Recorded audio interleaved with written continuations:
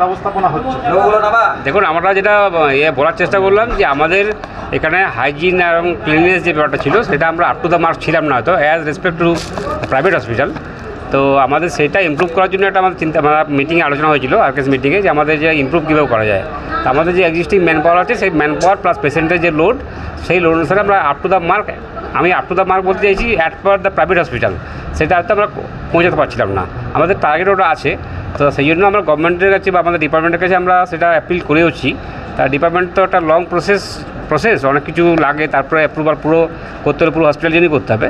সেই জন্য for the time being আমরা আমাদের নিয়ার বাই যা হসপিটাল আছে যারা আমাদের উপর টু সাম এক্সটেন্ট ডিপেন্ডেন্ট, এবং আমরা আমাদের সিনিয়র দাদা বা বন্ধুবান্ধব মতোই তারা, তাদের কর্ণদাতা, হ্যাঁ, তো ওনাদের কাছে আমরা অ্যাপিল করেছিলাম। তো ওনারা বলেছিলেন যে আমরা একটা পার্ট দিয়ে পরে যদি এসডি হসপিটাল করা যায়, ইমপ্রুভ করানো যায়, তা সেই হিসাবে ওনারা রাজি হয়েছেন। তো